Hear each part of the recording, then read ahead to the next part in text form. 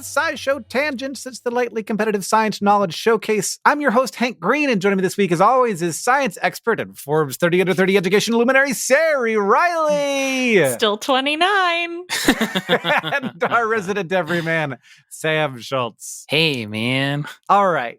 I've never seen this before, but the show flow actually has a suggestion. Is that because we talked about this last time? Yeah, and you said we should talk about it this time. It's been a long time since the last recording. It's now 2020, whatever it is. Is it 2024? Is that the one that we're in? That's the okay. one. Yes. As long as you upload this fairly soon. The question is, what is the oldest thing in your freezer? And I brought this up because I have chicken breast in my freezer that's so old that it moved with me from my old house to my new house for some reason. And it's probably like 4 years old, and I'm too afraid to throw it away. You should probably throw away I'm that too chicken scared. breast. What's going to happen when it thaws out? Is it going to do like Indiana Jones? This is the time of the year to throw away cold stuff because it doesn't melt before it leaves. Yeah. Sometimes when you throw away stinky stuff, do you think, it's your problem now, garbage man? Because I think about it. Absolutely. Yeah. But winter is a great time to throw the nasty stuff away. Yeah, so for sure. Frozen solid. And the garbage man won't even smell it, maybe. He'll never know until it's too late. I feel like frozen things can't smell bad, which has to be wrong, but that's how I feel. I mean, I agree completely. I feel like, yes. I feel like there's a temperature you can get it to where it definitely doesn't smell anymore. You know, like 0.3 above absolute zero. There's no smell coming off of that. Oh, this would have been great. All the VOCs are solid rocks. This would have been a great thing to know for our last episode on refrigeration, huh? And that's probably why we were talking about it. Sari, what's the oldest thing in your freezer? There was one point where Sylvia and I were eating a lot of like food that we needed a little bread on the side. And so we bought too much of Costco's like mini non bread packs. At one point we had, I think, 3 in our freezer. And so we still have like 1.5 of those packs that are definitely probably got them towards the beginning of moving here. So like a year and a half. Non's a good one. Non ages well. Better than chicken. Yeah, you could still do it. I think the actual answer has got to be the ice cubes at the back, right? Yeah, that makes sense. You're never getting to those ice cubes. Like, it's just the ice cube container is made of ice cubes, and then inside of the ice cube container, there are the ice cubes that I use. The ice cube container is made of ice cubes. No, so there's the ice cube container that's made of plastic, but inside of that, there is a further ice cube container that is made of ice cubes that are too connected to each other to separate from one another. Yes, and on top of that, there are the usable ice cubes, and those ones get rotated through fairly quickly. Right. But the interior ice cube tray that's made of fused together ice cubes, those ones have been in there since day one. And they deserve to stay there too, I think. Yeah, they're just holding on to thermal mass. Can I still eat this chicken? Would it be bad? I'm sure you could still eat it. I think it would taste bad. It depends on how well it was sealed. Sari, are you worried that maybe he can't eat it safely? No, I don't think so. I think it would taste bad, but I don't know. I'm not a food scientist. I'm almost certain it would taste bad, but I'm not certain that it wouldn't do you any harm. It might. So you should Google that first. I'll let you know. Or you can just eat it. People have definitely eaten older things stored in less cold places. My favorite topic of all time, bog butter. Bog butter. I love bog butter as a concept. Right. Google says, Eve posts, you may be surprised to learn that you can store raw chicken in the freezer forever, according to the USDA. Okay, but I don't trust Google anymore because if that's when it pops up, that's an AI. That's like a Markov chain. It's wild to be living in a world where Google has gotten worse for the last 10 years in a row and then got way worse all of a sudden. Yeah. It's like you can't trust what is pulled up as the suggested result. So that could not even be something that the USDA said. They could just tack those words together according to the USDA, and it could not be true. And that's why you need us here at SciShow Tangents. There's words coming out of our human mouths. Mm-hmm. Yeah, where we really try our best not to lie to you, except for when we lie to each other. Yeah. Every week here on SciShow Tangents, we get together to try to one-up, amaze, and delight each other with science facts while trying to stay on topic. Our panelists are playing for glory and sometimes for Hank Bucks. Or not. There's a winner at the end is the important thing. At the end, one of these two jackasses is going to win, and the other one's going to feel bad. Now, as always, we're going to introduce this week's topic with the traditional science poem. This week from me. There are only two places that I can imagine where there is nothing to see. Photons have this mysterious way of traveling infinitely, unless they hit something that absorbs them, which will eventually happen. And if you're far enough underground or sea, well, I think you can imagine. But on the surface, surrounded by space, there's always light out there. 100 billion trillion stars will be shimmering in the air. You cannot be on the surface of a planet or floating out in space and experience a lack of photons falling on your face. And if they're hitting your face, then they're hitting your eyes too. A couple of EM wave detectors that you made just for you. But what about a place in space that's very far from ours, where light years of nearly empty space is enough to block the stars? Intergalactic voids are destinations not to be missed. You might be fooled to think this a universe where only you exist. The topic for the day is darkness. Do those exist? Places so far away that there's no light in them? Yeah, I mean, I bet if you had like a telescope, you could see some stuff. But unless you like happened to be nearby a wandering star, there, like if you're in the middle of, I think it's called the Boötes Void or something. And yeah, that's the biggest one we know about. And it's like a space in between galaxies. And the way that gravity works is it pulls things out of areas to collect together into this like web of stuff throughout the universe. And it leaves these big empty voids. And if you were in the middle of one, you'd be so far from any galaxy that you wouldn't be able to see any galaxy because it would be blocked out by all the very, very tiny amounts of dust in space. Eesh, that sounds bad. Yeah, I wouldn't want to. I think it'd be really hard to get there. And then also the trip back would be quite long. So like there's a bunch of reasons not to go. Yeah, I think whoever's bringing you there is going to leave you there probably. Yeah. Yeah. And it's beyond peaceful. Like it's at the point where like going into a sensory deprivation tank or one of those rooms where very little sound, it's like it'll be too eerie to be in the void. It sounds okay. Like sometimes I do want to crawl into a void, but not that void. There wouldn't be any light to see yourself with either, which is very strange. So, which I guess is true in a cave. Have you ever been in a cave with no light? Yeah. Yeah. Uncomfortable. Yeah. It's very, that's true. Like you lose every sense of orientation. Yeah, where like you close and open your eyes and it's the exact same. Bad. It's a bad feeling, actually. Yeah, not comforting at all. Yeah. Is it totally dark in the womb? Good question. I bet some light could get through. We'll have to ask a baby. That's right.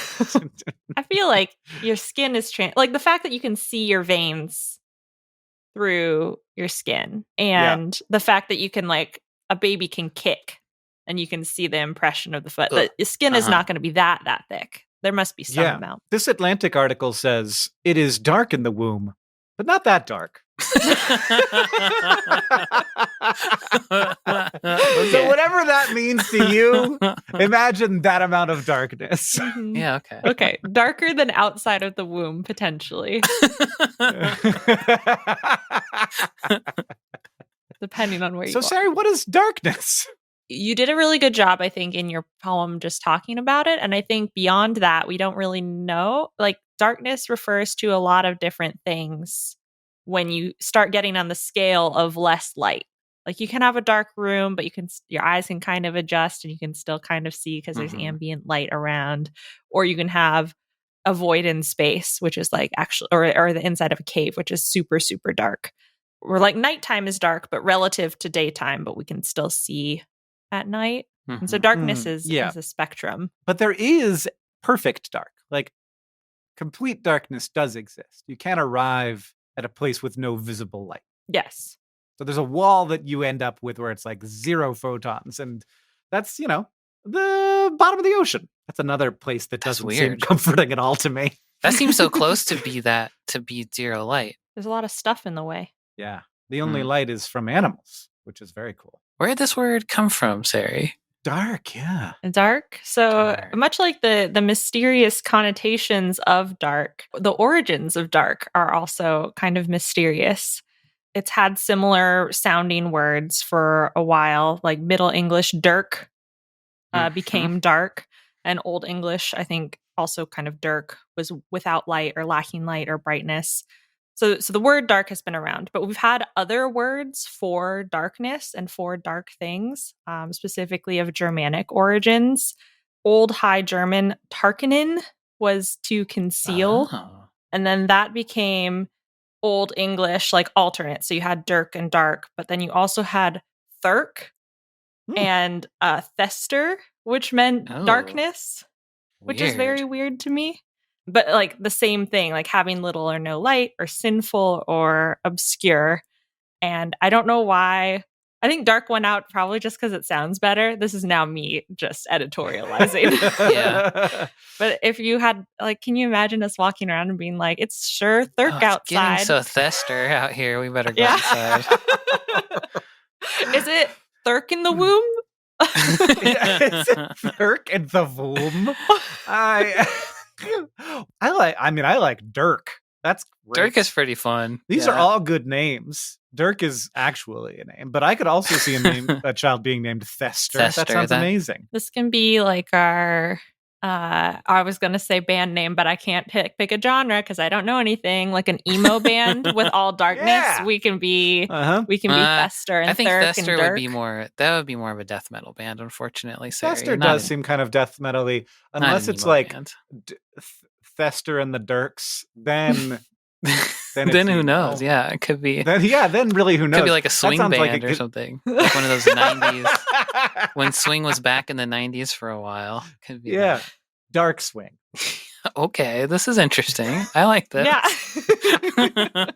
All right, now we know what we're talking about. It's time to move on to the quiz portion of our show. And the quiz portion of our show is today, the Gauntlet. My legacy. Yeah. My nemesis. I've never scored positive, I think. So here in the Northern Hemisphere, the days get shorter and shorter through December until we finally hit the winter solstice, which is when we have the longest night of the year. Of course, we should note that while we're having the winter solstice in the north, the south is having their summer solstice. But today, we're going to be focusing on the winter solstice Northern Hemisphere version as we put it through the Gauntlet. Here's the rules. There is a series of 7 questions of decreasing difficulty. I will be directing the questions to you in order from 7 to 1, asking just one of you at a time, and you can choose whether to answer or pass. If you answer and are correct, you will be given that number of points, the same number of points as the question. So question number 7 gives you 7 points. If you're wrong, you will lose that number of points, and your opponent can steal for that same point. But if they're wrong, they don't lose any points. Why? It's the Gauntlet. If you pass, your opponent will get asked the next question, and they won't get a chance to steal. Just feel like I'm playing Magic the Gathering right now. And then the next question will be a little less difficult, according to Deboki Chakravarti. After we've gone through all the questions, we will revisit the past questions, only this time they cannot be skipped. If you get the answer wrong, you won't lose any points, but your opponent can steal from you. And remember to pay attention to all the questions, because you might get some clues to help you out with those harder ones. Are you ready to play? I'm always ready to play the Gauntlet. My life is the Gauntlet, basically. Question number 7. We're going to give it to Sam. Does that sound good? Oh, hell yeah. The winter solstice generally falls between December 20th and December 23rd, though it usually occurs either on the 21st or the 22nd. The next solstice on December 20th will be in 2080. In what century will the next December 23rd winter solstice be? What? I don't know. I don't even want to try to figure this one out, so I pass. That's probably for the best. You have to guess a century, and I don't think that you lose points if you try, Sari. There's no drawback, though. Okay. 4th century. Did I get it? No, I don't think you did. Oh. What year would that be? The 2300s. Yeah, that's correct. Yes. That's right. That's right, Sari. Damn. Wow. Congratulations. New year, new me. Good at the Gauntlet.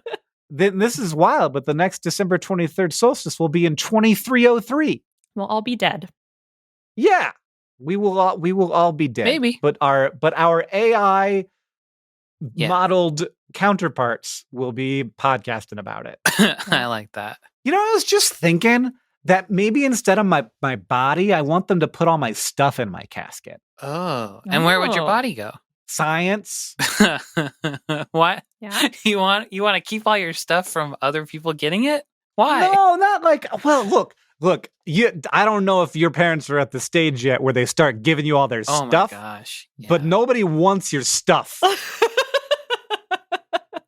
My wife's mom has started giving her baby pictures of herself, baby albums of herself. You don't want that. You don't want Rachel's baby pictures? I think Why? that's adorable. I love baby Catherine pictures. Her mom's just done with them. She's just like, I don't want these anymore. What's that all about? Yeah, that's a little bit. I have so much stuff. I want there to be a place where I get buried, but I also want them to be able to see what's up on the inside. This is what and learn from me. the pharaohs of Egypt would do. Hank, you want a pyramid? Yeah, but like, it's like, Pizza John pizza cutters. Yeah, Like we're building you a Yeah. pyramid, Hank. That's the bottom line. But do you want people to see it? Is it like a museum then? 'Cause No, then no. Okay, Just then buried definitely under- pyramid. Yeah, Versus Yeah. You can't go in the pyramid. Someday somebody No, will, yeah. and they'll say, "What's all this crap?" They're like, I Great. thought we were digging up a body. I Yeah. wanted bones. Dang it! What's this old pizza cutter and this Minecraft slap bracelet doing here? And then they'll open up the Minecraft slap bracelet and be They'll like, be like, no "Wow, there's way. Freaking tape measure. Amazing. This was all worth it. They make them at a tape measure. The archaeological find of the 22nd century. That's 100 All right. years from now. Okay. See, that's why I didn't want Yeah. to guess. That's why I didn't We want to guess forgot. the century. We've forgotten where we've come from. Yeah. The last tape measure to ever exist. Well, you don't know.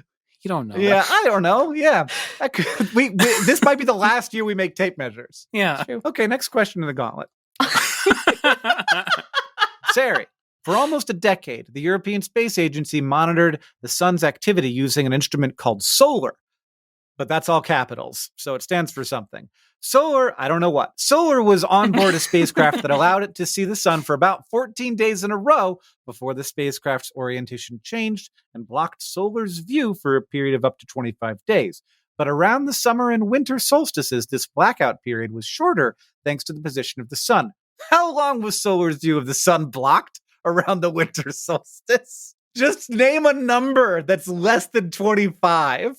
Yeah. Well, that's basically what I did with the centuries too, but I'm going to pass. That worked. You're going to pass. Oh, yeah, because you could lose points. I could 20, lose. 23.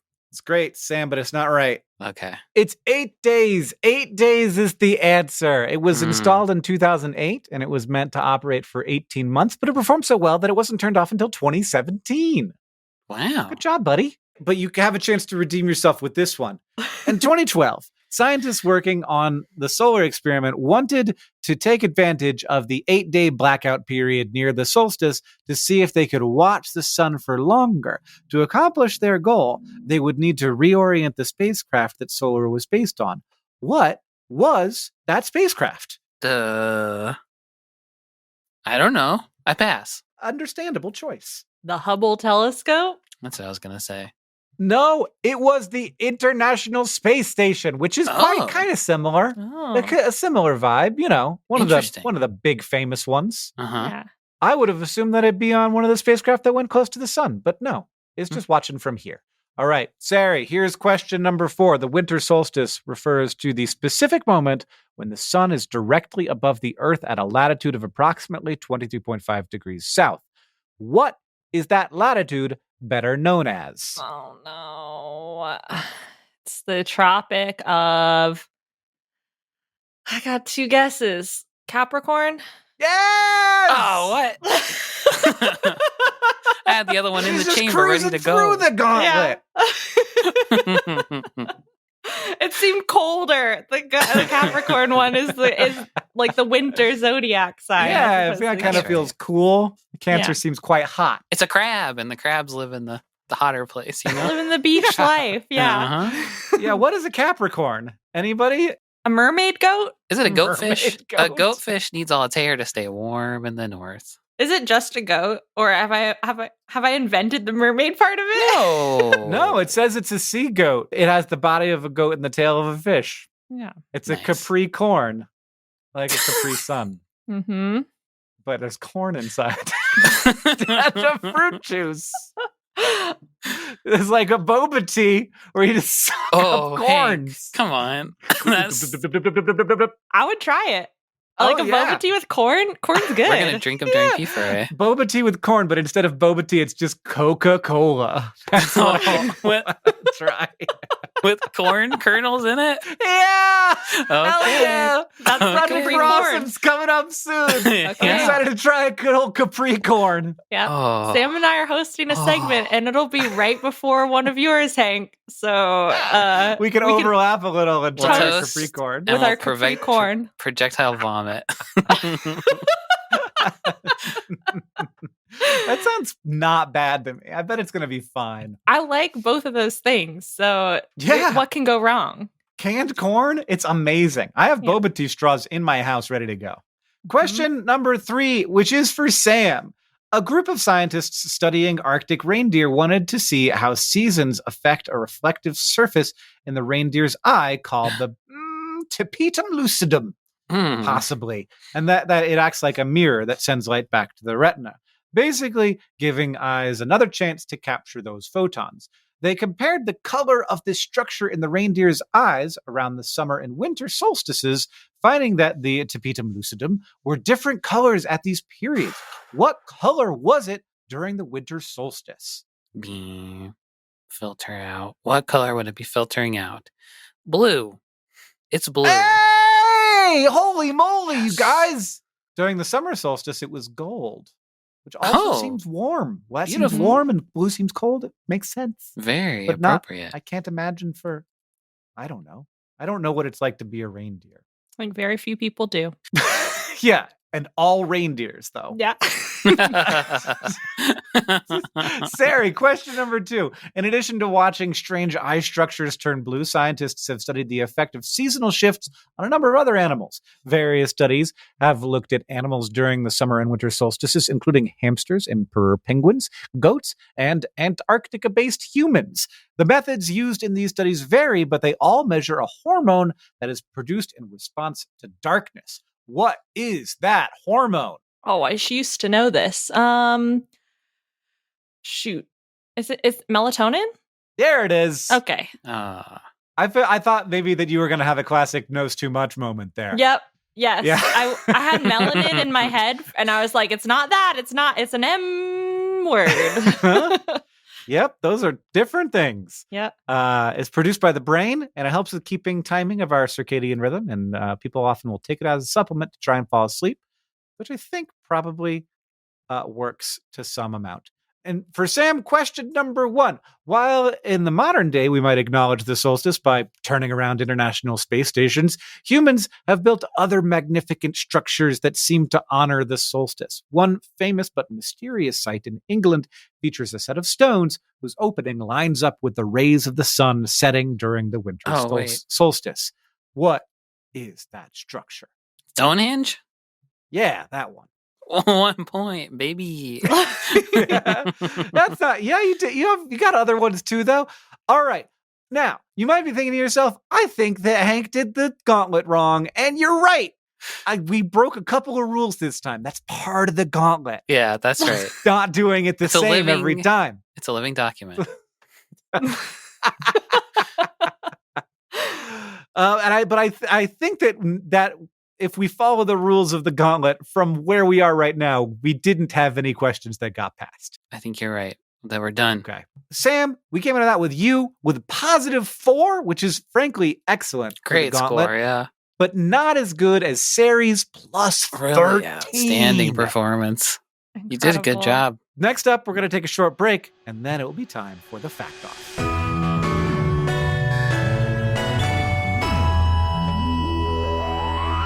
SciShow Tangents is brought to you by Rocket Money, a personal finance app that finds and cancels your unwanted subscriptions, monitors your spending, and helps lower your bills.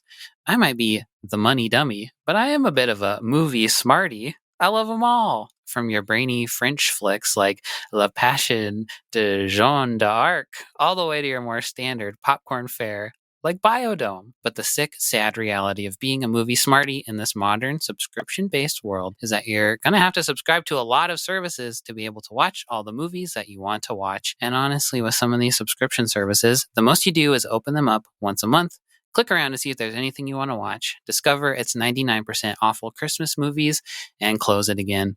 And that, my friends, is a classic money dummy waste of money. But with Rocket Money, you can keep track of all the subscription streaming services you subscribe to all in one place, decide which ones you do and don't want to use enough to justify the cost, and cancel them with a tap. Be a movie and money smarty and join the over 5 million Rocket Money members who've saved an average of $720 a year and canceled over $500 million worth of subscriptions. For all you movie heads out there who want to know how smart that is, it's Good Will Hunting smart, baby. It's Bradley Cooper in Limitless smart. It's Biodome, Pauly Shore smart. Yeah, they were smart. They outwitted the brainiacs in that movie. That's so they were right, they quite did. intelligent. You're right. So stop being a money dummy and wasting money on things you don't use. Cancel your unwanted subscriptions by going to rocketmoney.com/tangents. That's rocketmoney.com/tangents. rocketmoney.com/tangents. SciShow Tangents is brought to you by Manacora Honey. Honey is basically really great. It's all natural, it lasts pretty much forever, and it tastes amazing. And not even amazing for something that comes out of a bug, just regular amazing. But is all honey created equal? No, it is not. Some honey is single origin, straight from New Zealand, where the bees only feed on the nectar of the Manuka tea tree. These are discerning bees, and the honey that comes from them is rich, creamy, and complex, not to mention rich in antioxidants, prebiotics, and an antibacterial compound called MGO. So Manacora sent us a jar and a squeeze bottle and some honey sticks of their MGO 850 plus Manuka honey, which is their best-selling honey. I like the honey. I opened the honey, and immediately my favorite part is on the underside of the lid. There was some honey stuck there, and I got to just eat that. Because that's free. That's not free honey. Anybody else's honey. That's just for me. That's the finder's fee for the honey. I just had that. It's a different experience for sure than any honey I've ever had before. It's very smooth, very different flavor, and I want to put it on toast. Now you finally know what Winnie the Pooh was on about. You know, you're sitting there with a big jar of it. Yeah, I just want to put it straight into my mouth. I love putting cheese on a cracker, sprinkling a little fancy honey on top. The flavors. Cheese in this honey would be so good. Yeah. Yeah. Slice of apple, a little bit of cheese, a little bit of this honey. Ugh, that sounds great. This honey is great for snack dinner. I can highly recommend it for snack dinner. They're going to start printing that on the jar. This honey's great for snack dinner. Indulge in the ultimate honey from Manacora. If you head to manacora.com/tangents, you can get $25 off their starter kit, which comes with the MGO 850 Plus, and also a free travel pack of honey sticks, a free wooden spoon, and also a free guidebook. That's manukora.com/tangents to get $25 off your starter kit.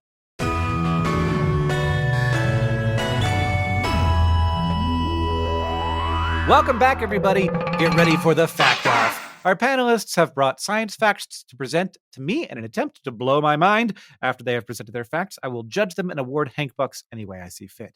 To decide who goes first, I have a trivia question. As we established in the Gauntlet, next winter solstice to take place on December 23rd won't happen until the year 2303.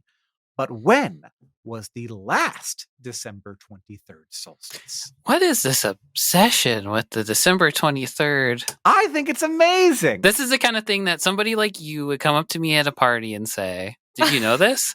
And I would say, I can't even comprehend what you're talking about right now. It was in 1901. Great guess.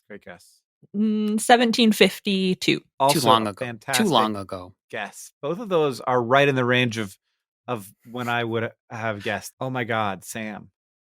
Oh, wow. The answer is 1903. That's right. Okay, you just poo-pooed that, but you were the one with the trivia the whole time. You'd be like, after Hank tells you that fun fact, would you like, already knew that. Did you know the last one?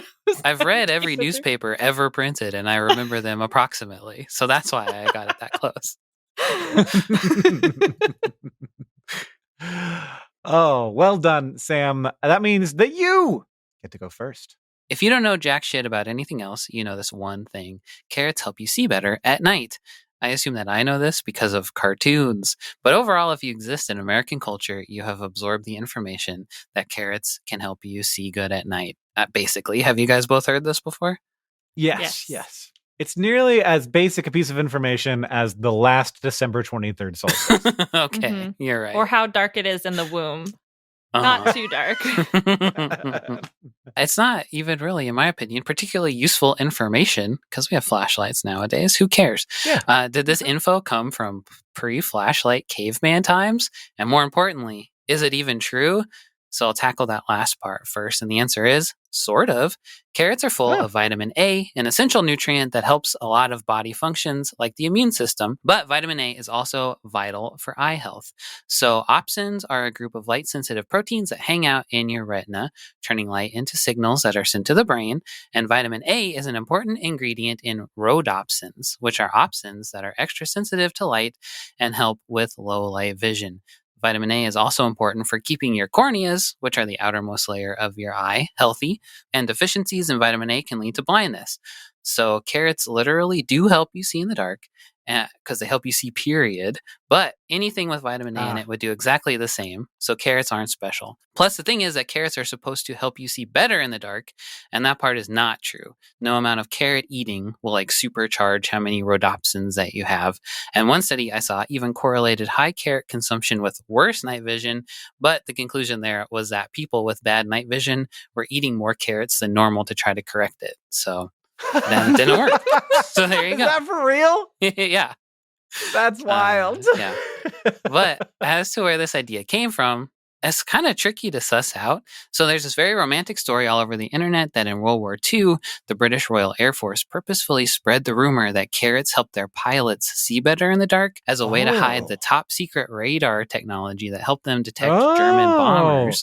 They were like, we don't have new fancy tech. We got carrots. We got some carrots. Yep. But the truth of the matter seems to be that the Germans knew about the radar. That's not they just had radios that they could listen to and say, oh, they got radar. But there are World War II era posters where it has a soldier who's saying carrots help me see good in the dark. So why did those exist? The other predominant story is that when England was under blockade by German U-boats, they couldn't import food and they had to turn to things that they could grow themselves to eat, like carrots. But apparently British people at the time hated carrots, so the Ministry of Food, possibly inspired maybe by the rhodopsin science that I just told you about, turned carrots into a war hero by saying that they helped pilots and soldiers see in the dark and more effectively fight at night. So British people started growing shitloads of carrots, I guess, according to one article I read, 300% more than before the war, and they started making all kinds of food with them, which incidentally led to the resurgence in popularity of carrot cake. So, I guess, we all think that carrots make us see better at night because of World War II propaganda, but that answer is very unsatisfying to me because it seems like a huge reach that the Ministry of Food would say, vitamin A helps with your eyes, carrots have vitamin A, carrots help our brave boys see in the dark. That's just not very compelling to me, in my opinion. So I feel like the answer's still out there. We don't know. I mean, that totally compels me. That seems like exactly something that the government would do. Be like, we need to grow more carrots. Lie. Well, yeah. Lie to the Germans and lie to the people. Tell them the same lie. That's true. Well, that way the Germans maybe are more likely to believe it if all the normal people believe it too. The normal people. Just the citizenry. Yeah. The non-Germans. The locals. I gotcha. Sam, that is very strange and also contains some science. Well, a little bit at the beginning there with the eye stuff. It's social science, Hank. Sari, what you got for us? Okay, so the three of us have all lived with dogs at some point in our lives. And you know that True. thing when a dog knows it's being disobedient but thinks you won't notice? Like when you're in another room and then you hear a crash and then someone has dragged a pizza box off the counter, and I don't know who could be the criminal here, but certainly not the cute dog with pizza sauce all over their mouth. Yeah. My goal with this fact is not to anthropomorphize dogs and their gremlin behavior, but there have been a lot of studies from behavioral psychologists Gremlin-pomorphized dogs. Yeah. But humans are fascinated by our little dog companions. And so behavioral psychologists have done studies about how domestic dogs understand when and how humans are paying attention to them. So, for example, there are studies where humans put food in front of dogs, tell them not to eat that food, and then maintain eye contact or close their eyes or face another direction or look another direction. And the dogs are less likely to disobey them when there's clear attention and visibility of human eyes. So when they're being watched, they're less likely to disobey. So one psychology researcher who does a lot of her work with dogs, Dr. Julianne Kaminsky, published a study with her team in November 2012 where they did a set of 3 experiments trying to test dogs' obedience in the darkness. So whether dogs will behave differently with a human in the room when it's dark. And so in one of the 3 tests, there were 28 dogs included in the data analysis, all over 1 year old, so not puppies. And the 4 test conditions were complete darkness, the experimenter's face, who was the person telling them not to eat the food, being lit up. How did they get to complete darkness? Okay, yeah, that's true. Did they go to a cave to the bottom of the ocean or to the middle of the Boötes void? Where was it? Asterisk. Less dark than the womb. Like a room with garbage bags, I think, was level. Not Vanta black darkness, etc. The experimenter's face being lit up, the food being lit up, and both the experimenter and the food being lit up. So like, And according to their results, the dogs took the food more often and more quickly in the total darkness condition than any of the others. What? And they took the food less often and more slowly in the double light condition, both by a statistically significant amount. And to like avoid conflict, or to like take out confounding variables, in another one of the experiments, they tested 12 dogs in a light or dark room where a human left them with a little food, telling them not to eat it. And the dogs took the food in almost all the cases, which showed that the dogs aren't avoiding light or dark food in general, something about the combination of a human being in the room and the light. And then the third test was similar to the first, just with different variations of light intensity. So like a brighter light or a farther away light that's dimmer. So basically, the overall suggestion of the paper is that dogs may understand that light on the food means that a human can see them eating it, which informs their decision to steal it or not. And they're more likely to be little gremlins and steal food in the dark. And I think it's very delightful that scientists are out here designing all these carefully controlled studies to get as much of an objective perspective as possible about what animals do or don't understand about our perception. They're bad boys. They're naughty. They know. They're like, they know. Mom has bad eyes in the dark. And so I'm going to go over here and go. I can hear that. Yeah. There's a line, I feel like, and I guess the way to solve the existence of the line is just to be like, let's just pretend there isn't. But there is a line past which it's like, the dog does have thoughts. Mm-hmm. You know, like the dog is thinking, and the dog has a picture of the universe in its head. Of course, because we can't talk to them or ask them, the sort of like objective thing is to be like, well, we can't say that for sure. But like, my dog knows I exist. Mm-hmm. I don't have a dog, but like, would I had one? Even dogs I don't know, if I'm just walking past them, they know I exist. Hey, there's that guy. That guy's famous. Is that from Dimension 20? But yes, we shouldn't anthropomorphize dogs. But I do want to dogapomorphize them. Like they are beings. They're entities. They're having their little sneaky thoughts. Yeah. Saying, I will take the pizza. I have 2 cats, and one of them has thoughts, and the other one doesn't. I can tell the difference. There's nothing in there. Yeah. So I get to choose between carrots talking a bigger game than they play, or dogs that are more likely to steal food disobediently when they're in the dark And it's just a cuter fact. And Sari also had 1,000 more points than Sam. Yeah, that wouldn't So really be the win right. for the day goes That to wouldn't be Sari right. Riley. All right. Well, in addition to playing the Gauntlet, me poorly, you guys did great. We also screwed around way too much, and we are way over time. So we're going to skip the Science Couch. If you want Science Couch questions and answers, though, the Patreon has those. Not just recent ones, but you can go down into the archive and get a bunch of us answering science questions. So if you're left feeling like empty because you didn't get the whole episode of Tangents, maybe I want you to experience a little bit of that Yeah, that's emptiness so you right. become a patron. That's right. Because we'll have a whole episode on dark questions that we're answering. So, And we'll pop this one in there too. and you can listen about how minions peeing and stuff like that. Yeah, we're recording that this week. Mm-hmm. I'm so excited to watch Minions with you guys. Me too. I've That never sounds like seen a single millisecond of any Minions anything. So who No, knows? me neither. You- I have no you never even- context for it You've besides never the even seen memes. Despicable Me? Oh, No, I haven't. we Well, don't have kids. And I was just I too did that old. before kids. I was too Oh. old and cool to see Despicable Me. No, I was not. I was old, but not cool. So it's fun. I can't wait. You guys are gonna love it. Despicable Me was 2010. I was in college in 2010, my friends. You don't want to know what I was doing in 2010. You'll know what I was doing. I was studying for school. I was Is too that your busy. minion voice? No, the minions Yeah. sound like little guy. It's the guy. They sound like this, but they say bananas. Hey, bananas. Hey, yeah, in that voice. Hey, bananas. Hey, bananas! Hey, I'm a piston. minion. And this is why we can't answer the science couch question. We're screwing around too much. If you like this show and you want to help us out, first of all, you can join our Patreon, which is at patreon.com/SciShow Tangents. A lot of people have done that because it's a good user experience. And also, That's gonna be the whole commentary. Is us just trying to say the Gru lines in our best accent. we're gonna get really good at Gru impressions by the end of the commentary. Yeah, the Patreon is there. It's always waiting for you, and it's just a heck of a fun place to be. So join us. And a special shout out to patron Les Aker for their support.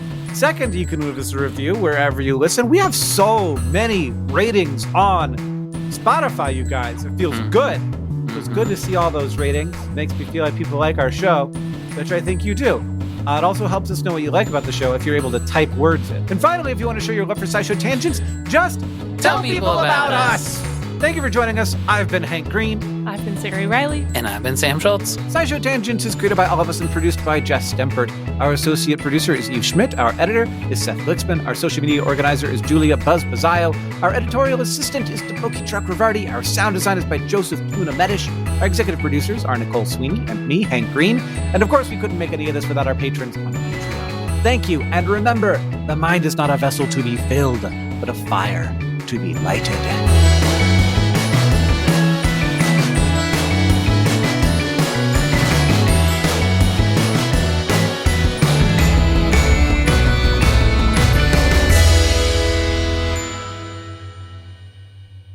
But one more thing. Wherever there are humans, there's also human poop. And in places without sewer systems, the infrastructure to deal with all this waste is currently called fecal sludge management. But there have been plenty of euphemisms for this kind of work throughout human history. Around the 1300s, anyone who cleaned out latrines in the UK was called a gong farmer because gong meant the bathroom and the stuff inside. What? Oh, The what? gong. I'm going to the gong. Is that what you would say? To do what? To use the gong? What is the... And the stuff inside, what Produce does that mean? gong. Yeah, you go into Yeah, the I know. gong to produce gong. I'm going to I'm gong gonna in the make some gong right gong. now, okay? I'm gonging in here. But around the 1700s, we English speakers switched to using the term night men or night soil men because they'd remove the stinky excrement under the cover of darkness, and sometimes it went to farms as fertilizer. While many countries have historically had more robust waste to fertilizer systems, in the UK and US, night soil was more often than not just dumped into the nearest body of water, which was as unsanitary as it sounds. Yeah. Don't do that. Don't gong in the water that you're drinking from. Yeah. It's called a river, not a gong. Not a gonger.